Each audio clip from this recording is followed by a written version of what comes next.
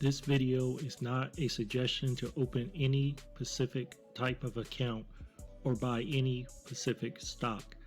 I am not a financial advisor.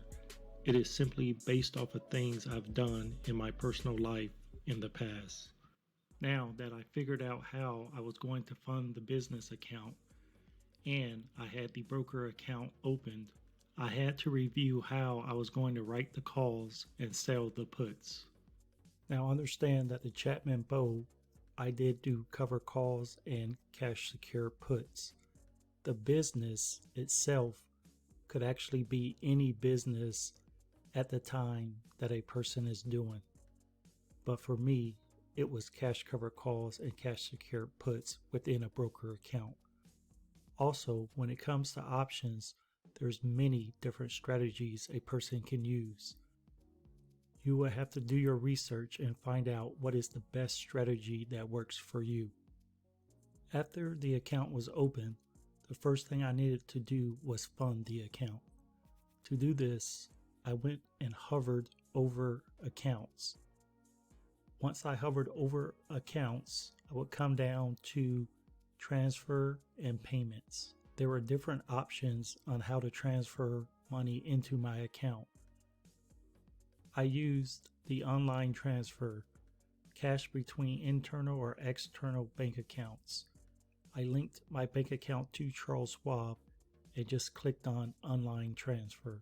And from there, I selected from my checking account to my broker account. Back on the main page, at the bottom right corner is a settings link. I clicked on this. This listed all of my accounts. From here, I was able to change the name. So if I wanted to make this my dividend account, I could label it dividend account.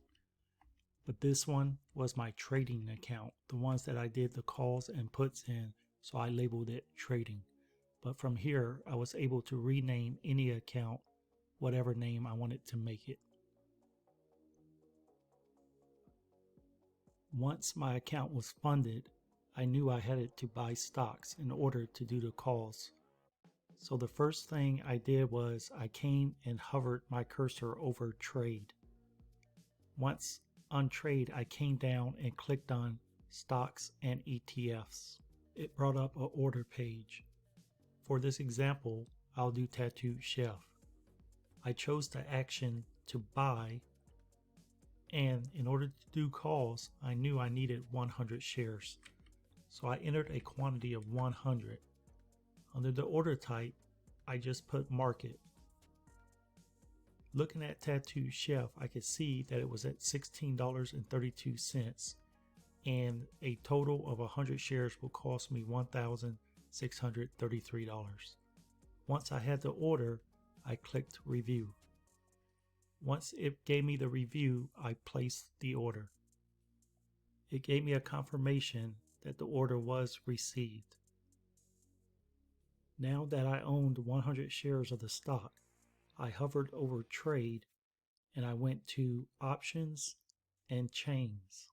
It asked me to enter the symbol, so I entered the symbol for Tattoo Chef, and this brought up all the strike prices. Now I know I bought Tattoo Chef at $16.33. So what I did was I came down the chain until I found the price that was above my cost basis. The first one above my cost basis is the strike price of $16.50. Once I found the strike price I wanted, I came across and clicked right here on trade. This brought up the summary. I learned how to read this. I knew I was selling Tattoo Chef.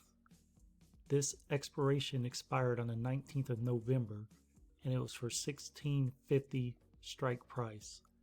This would be a call option. I'm writing the call right now. And since I own the stock, the action would be sell to open. The way I remember this is I'm selling a coupon to give someone the right to buy my shares at $16.50. I paid $16.33, so that would be an increase of 17 cents a share. The amount they have to pay me for this coupon is $80. So I will get $80 for this coupon. And if this coupon does not go above $16.50, the coupon would expire on the 19th of November, and I could do it again next week. I set it as a market order and I reviewed the order.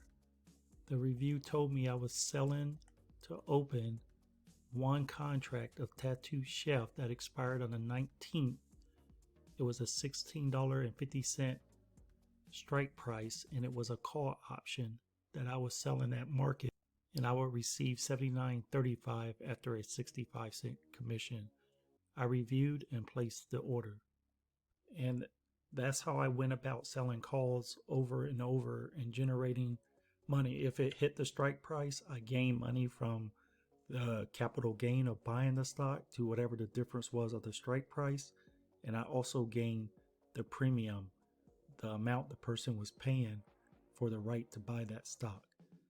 So I then came back to the options chain again, and this time I wanted to sell a put.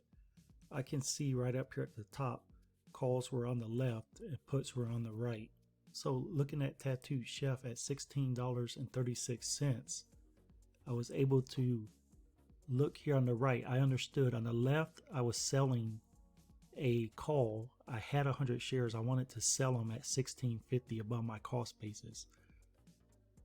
A put is buying stock at a lower price. So I found a lower price point, say $14.50. I could see I would get $40 for that and thought that that was a pretty good deal. So I would then come to the right side.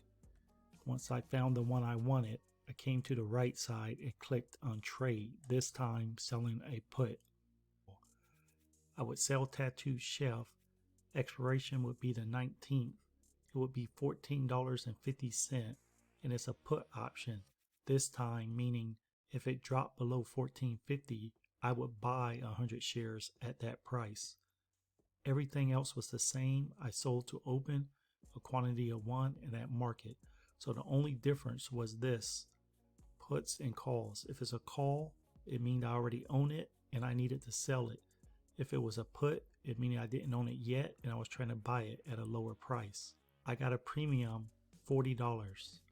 Once I saw that, I reviewed the order. It too was similar.